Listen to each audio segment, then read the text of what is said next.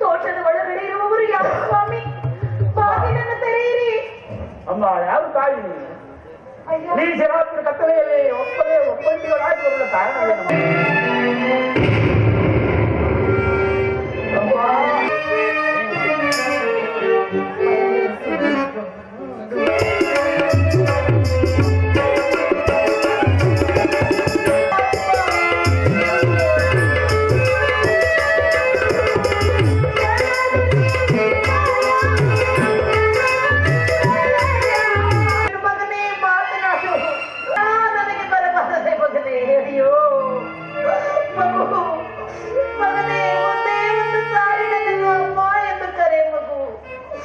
ಭೂಮಿಯಲ್ಲಿ